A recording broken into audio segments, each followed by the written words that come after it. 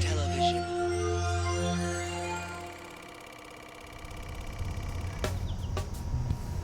Back when I was getting started in video when I was in college, man, almost 20 years ago, I took pretty much any freelance job I could to try to get some real experience and develop a resume and a reel. I remember one day on this bulletin board outside the studio at the college, there was an ad from a company that was looking for a freelance shooter. So I took it down and I called the guy, and even though I didn't have a whole lot of experience, I talked to him on the phone for 3 or 4 minutes and he gave me the job and an assignment the next day.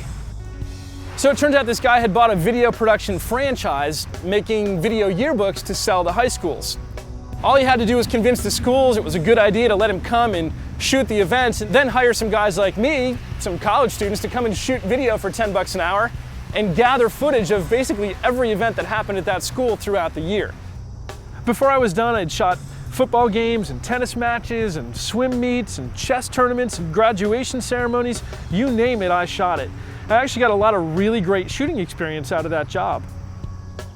He gathered up all the shots and then mailed them into a central office where somebody else that he apparently never saw cut those clips into a pre-edited, prefab template where they dropped in our shots and then sold the videos back to the students.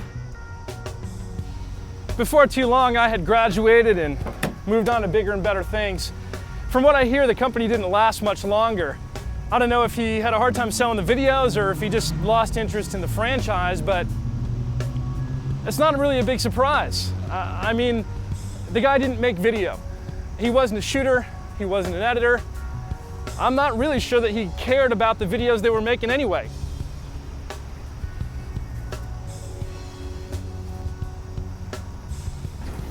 I'm pretty sure I was more concerned with the quality than he was.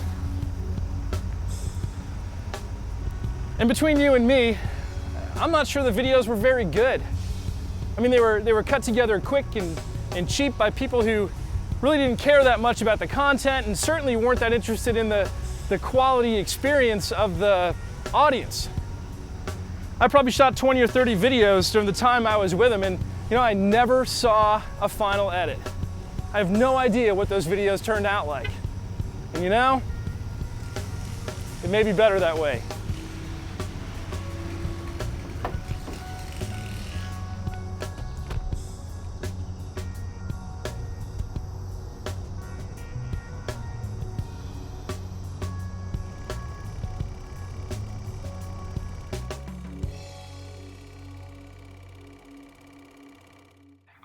Making Christmas cookies is a family tradition in our house.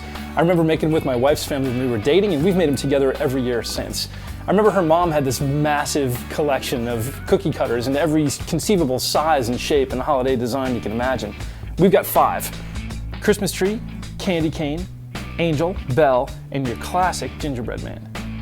Now the cookie cutter is a pretty cool tool when you stop and think about it. You take the cutter and you press it down into the dough and you cut out the shapes of your cookies. Then you peel them up and you put them down on the tray and slide it into the oven, and 7 to 9 minutes later it comes out and there's this perfect batch of identical cookie shapes, Christmas trees or bells or whatever it is that you've cut out. The process isn't all that creative though. You just keep rolling and cutting and baking and rolling and cutting and baking. Since I'm a creative person by nature, I kind of lose interest pretty quickly. It's not really that creative of a process. It's more like working in a factory. We got another tradition in the Peters family, Christmas morning pancakes. Every Christmas since I was born, my dad has made pancakes on Christmas Day, and he could make them in any shape you wanted. They weren't perfect like the cookie cutter cookies, but each one was totally, completely creative. It was individual, and it could be anything. If you asked for a snowman pancake, you could make 15 of them and no 2 would be exactly alike. I love that. Each one was uniquely unique. As video producers, we can learn a couple things from my mother-in-law's Christmas cookies and my dad's flapjacks. If you're not careful, you can find yourself kicking out cookie cutter videos. Maybe not as literally as those templatized yearbook videos I used to shoot for, but think about how much your videos are shaped by your personal preferences, your likes, your tastes, your sense of style. If you create a whole bunch of videos again and again and again that are all alike, the cookie cutter approach may be fine. You can get things done faster and easier, but most of us need to be challenged to put down the cookie cutters and instead treat each of the videos we produce as a uniquely unique individual project.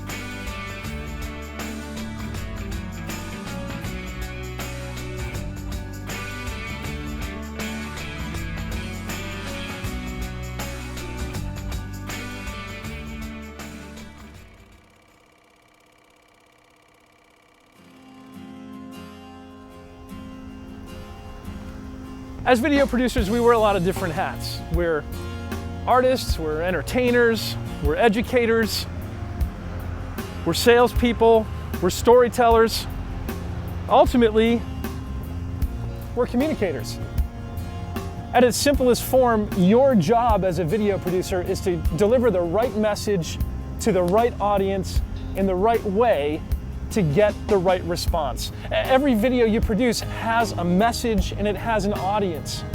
The best way to know that you're getting the message through to the audience is to know who you're talking to understand who's watching this production and what the desired response is. The success or failure of the project is determined by the response of the audience. The best way to know that you're communicating to that person is to know who they are, to understand your audience, identify the audience. So one of the most important questions you can ask as a producer before you shoot or edit a single frame is, who is the target audience? Who am I talking to? Who's watching? Then produce in a way that clicks with that viewer.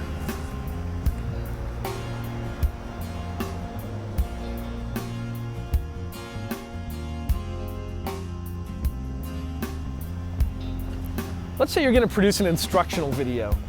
How might you approach that production differently if you knew that it was going to be watched by a group of 6th grade middle school students in an assembly or by a group of senior citizens at a retirement community? Would you change it? Would you do it any different at all? I hope you would. I would imagine that you would choose a different type of music, a faster pace of edit, different font and color choices, different transition effects for each of those two audiences. How much more effective would that production be if you customized your edit for each group instead of using a single middle-of-the-road cookie cutter approach? So to become a better editor, you need to understand your audience. Learn their language, get inside their minds, define the demographic. Now, if you are the demographic, the job's pretty easy. You just make something that you'll like and they'll like it too. But what if you're not the demographic? What if you're in your 60s and you're producing a video for a group of high school students? Or what if you're a high school student producing a video for people in their 60s?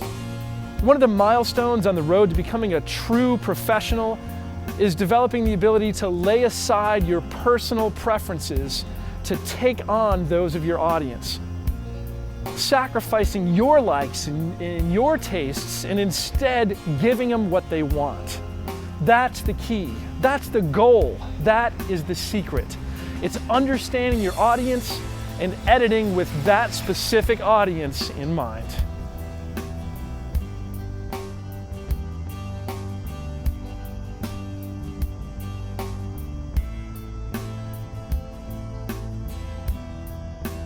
Unless the videos you make are about you, the videos you make aren't about you. Don't make the mistake of forcing all of your productions into the mold of your individual style. Put away your personal cookie cutters and instead let each production be its own original pancake. Tuning into your audience and knowing who you're talking to are an important step in expanding your field of view.